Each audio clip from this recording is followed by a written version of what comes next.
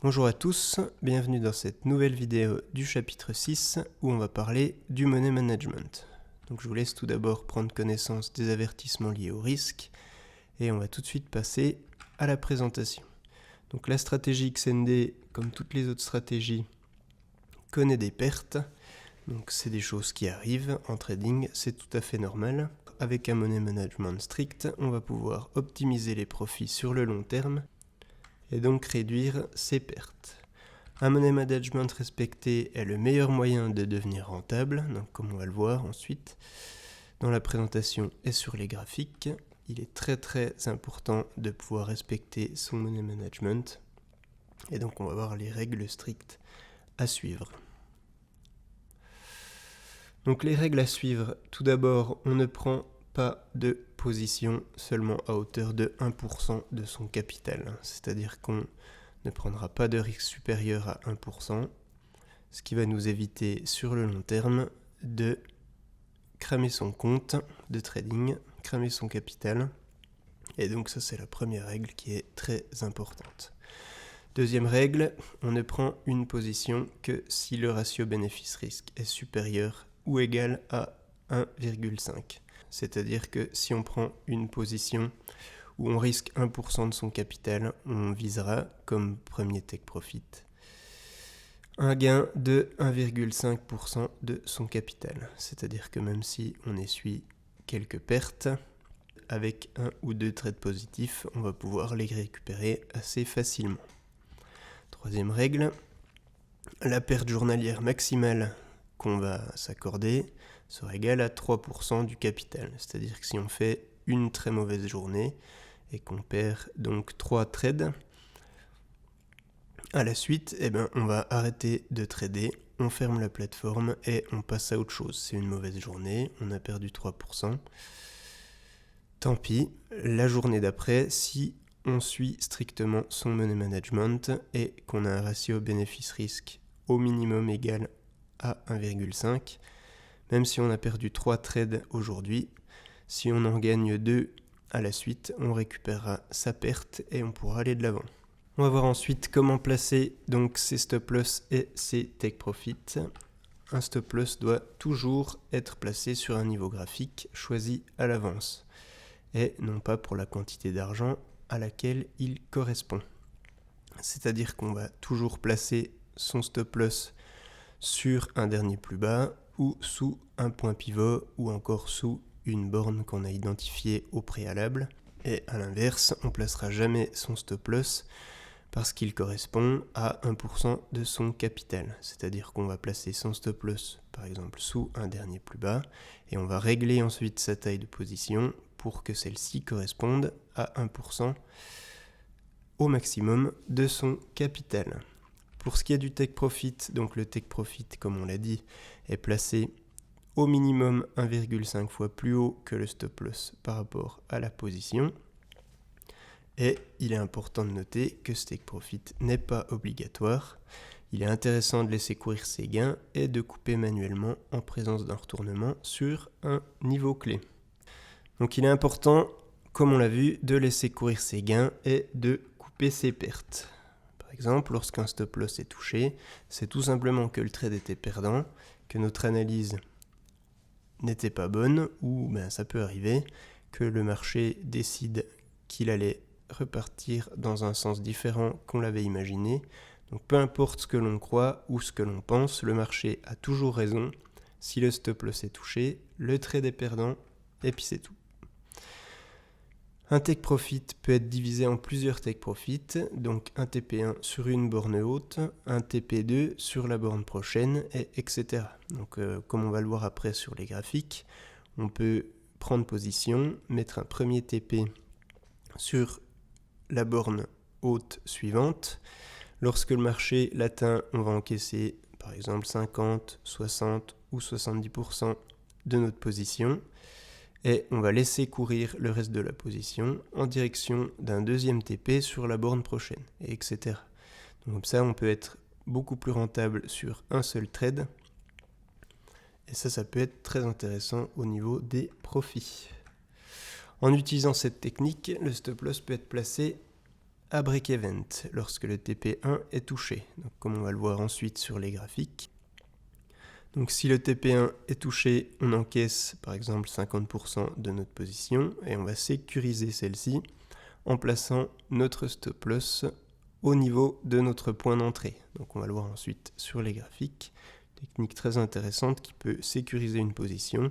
Ainsi on peut la laisser courir si elle est en gain et encaisser tout simplement en patientant. Donc on peut laisser courir un trade courir sur plusieurs jours, voire plusieurs semaines, c'est-à-dire qu'une position qu'on prend en intraday peut se transformer en une position swing qui peut durer très longtemps. Donc on va tout de suite voir tout ça sur les graphiques avec quelques cas concrets. Donc à tout de suite sur les graphiques.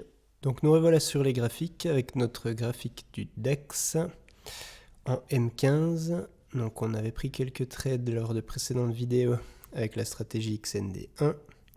Et on va voir comment gérer le money management, notamment sur le premier trade qu'on a pris avec cette position à 179 points de gain. Alors on avait pris cette position très exactement là, après réintégration de la borne et sortie par le haut de la moyenne mobile 7 en exponentielle, de la bougie M15 en clôture. Et on va maintenant donc placer notre stop loss. Donc comme on l'a dit, on ne regarde pas combien va coûter le stop loss dans un premier temps. On va simplement le placer sur un niveau technique important. Donc là, on le place en dessous de la borne qu'on veut trader, tout simplement. Et ensuite, on va regarder ici combien notre stop loss est en niveau. Donc là, on a un stop loss à 37 points. Voilà, donc aux alentours de 40 points. Donc pour cet exemple, on va partir du principe qu'on a un capital de 10 000 €. Donc on va bien sûr risquer sur cette position, comme on l'a dit lors de la présentation, 1% du capital au maximum. Voilà. Donc ici, sur notre capital de 10 000 €, on va donc risquer 100 €. Donc 1% du capital, donc ça c'est le risque, et on va ensuite calculer notre taille de position pour que notre money management soit respecté.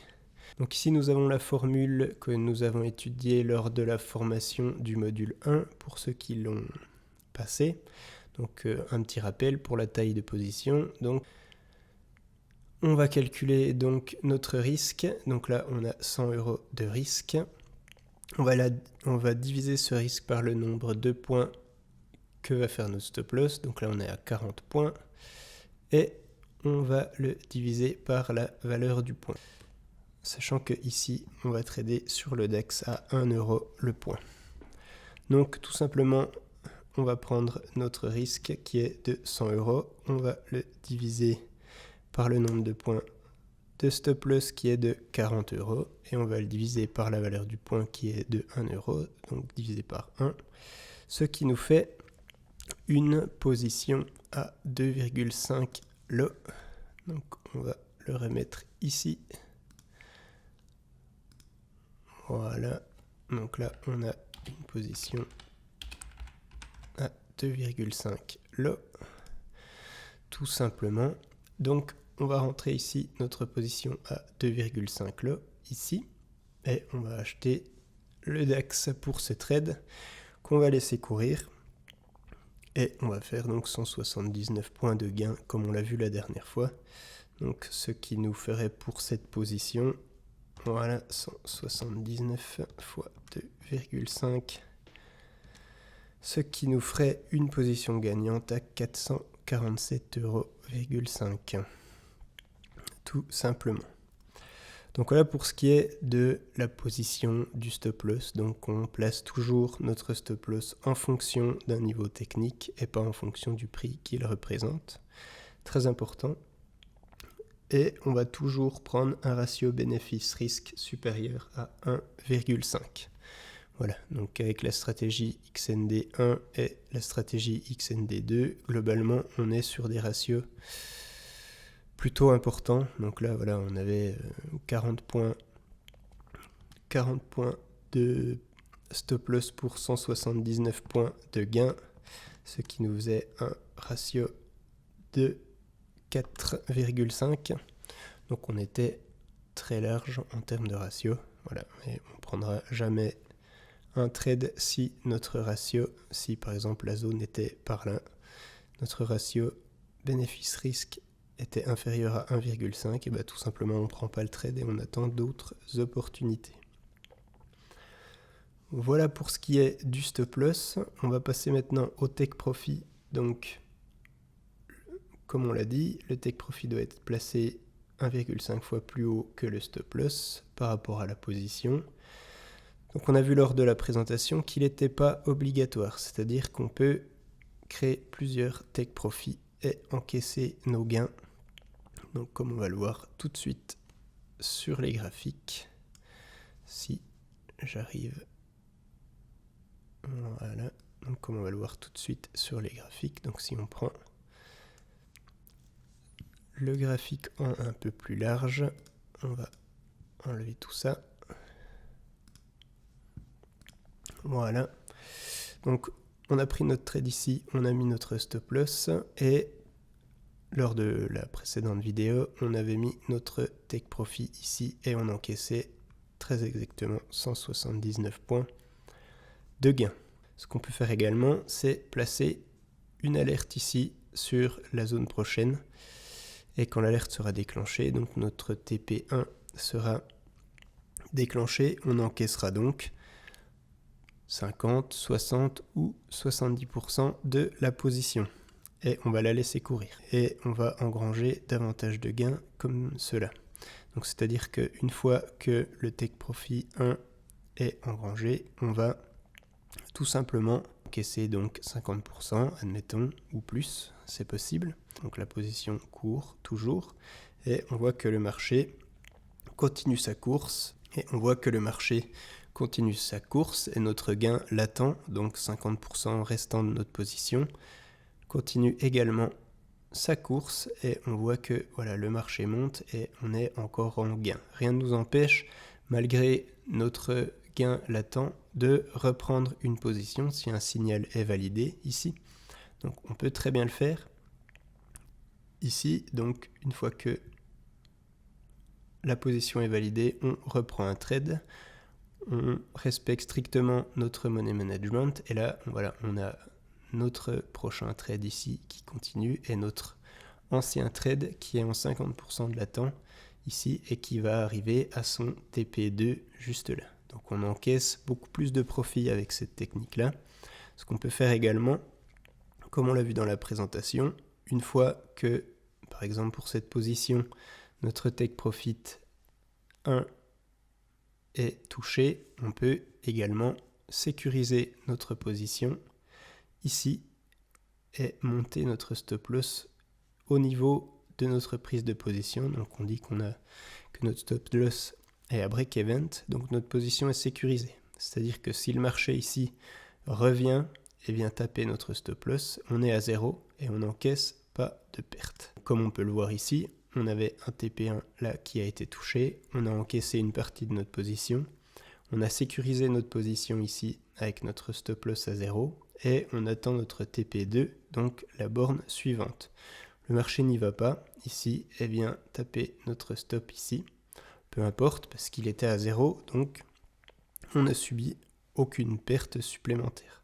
Voilà, donc ça c'est possible aussi, c'est une technique qui est très appréciée et qui augmente les potentiels de gains assez considérablement.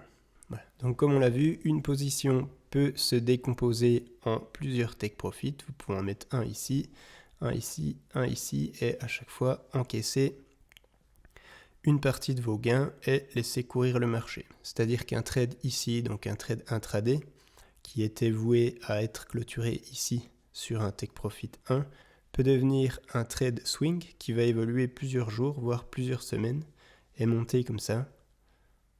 Voilà, si on avait laissé cette position monter encore, on aurait eu encore un take profit ici, un ici, un ici, et on laisse toujours un peu de nos gains, on en aurait encore eu un là. Et voilà, notre latent continue d'évoluer, notre argent travaille pour nous. C'est des positions où c'est qu'on n'intervient absolument pas. C'est-à-dire qu'on laisse le marché travailler pour nous. Psychologiquement, on est en gain depuis très longtemps, donc c'est important au niveau de la psychologie. Et on peut couper au niveau du take profit ici, donc 1, 2, 3, 4, take profit 4. On estime qu'on peut couper l'entièreté de la position et on a encaissé plus de gains. Et potentiellement, on aura pris d'autres positions entre-temps. Donc ça, c'est très important.